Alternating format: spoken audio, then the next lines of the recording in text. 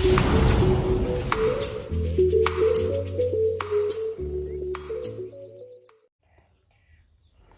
दोस्तों, स्वागत है हमारे YouTube channel ITI theory and practical पर।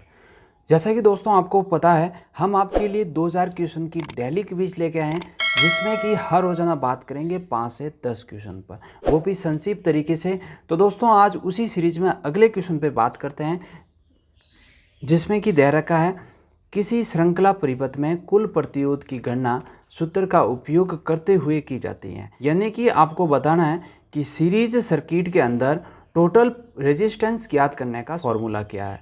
तो दोस्तों आपको बता दें, इसका राइट आंसर होगा सी, यानी कि R बराबर R1 plus R2 plus R3। और अगर आपको इस तरीके से क्वेश्चन पूछ लेता कि पैरेलल सर्किट के अंदर टोटल रेजिस्टेंस ज्ञात करने का फॉर्मूला क्या है, तो दोस्तों आपको बता दें उसका फॉर्मूला 1/RT बराबर होता है 1/R1 plus 1/R2 plus 1/R3। इस तरीके से हम गणना कर सकते हैं। तो दोस्तों आपको पता होना चाहिए, सीरीज सर्किट के अंदर वोल्टेज ड्रॉप अलग अलग होता है और इसके अंदर करंट का मान हमेशा समान रहता है।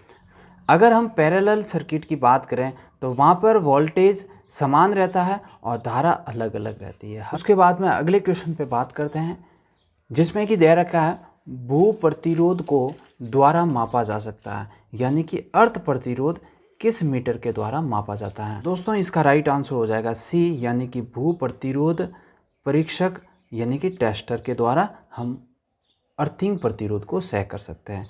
तो आपको अदर ऑप्शन पे भी पता होना चाहिए कि मल्टीमीटर को हम एवोमीटर भी बोलते हैं और इसके द्वारा एम्पियर, प्रतिरोध और वोल्टेज को सह कर सकते हैं। और वोल्टमीटर के द्वारा वोल्टेज को सह किया जाता है और इसको समांतर क्रम में जोड़ा जाता है।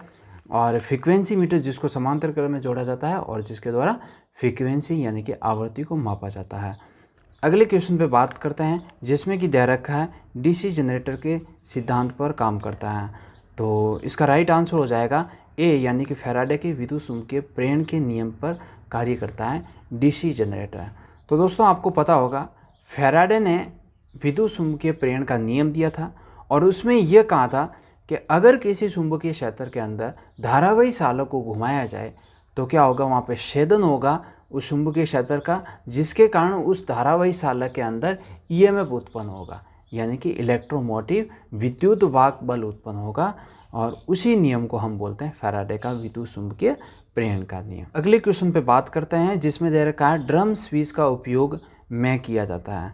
तो दोस्तों आपको बता दें, इसका राइट आंसर होगा सी, यानी कि सजावटी प्रकाश व्यवस्था के लिए इसका प्रयोग किया जाता है। और इसमें एक कम गति की मोटर के द्वारा ड्रम को घुमाया जाता है और एक साथ कई परिपथों को एक नियत गति पर ऑन ऑफ करती रहती है।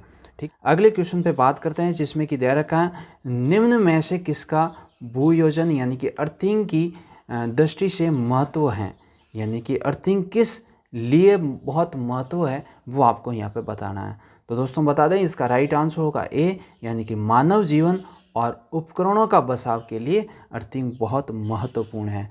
तो इसमें आपको पता होना चाहिए कि वैद्युतिक वायरिंग करते समय एक धातु भाग को उचित प्रकार से अर्थ करने का कारण अर्थ लीकेज धारा को निम्न प्रतिरोध विसर्जन पथ प्रदान करना होता है, यानी कि बहुत कम प्रतिरोध प्रदान करने वाला एक मार्ग, जिसको हम बोलते हैं अर्थिंग।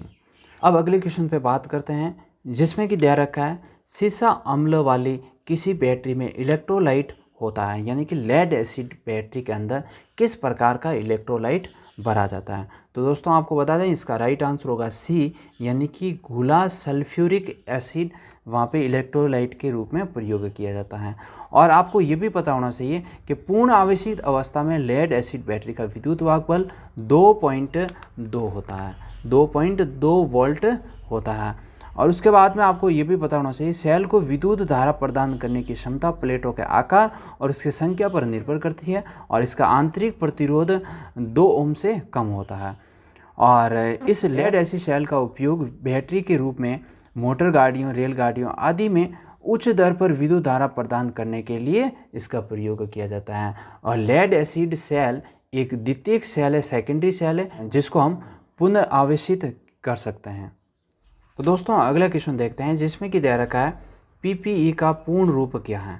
तो दोस्तों आपको बता दें इसका राइट आंसर होगा डी, यानी कि पर्सनल प्रोटेक्टिव इक्विपमेंट, यानी कि व्यक्तिगत सुरक्षात्मक उपकरण।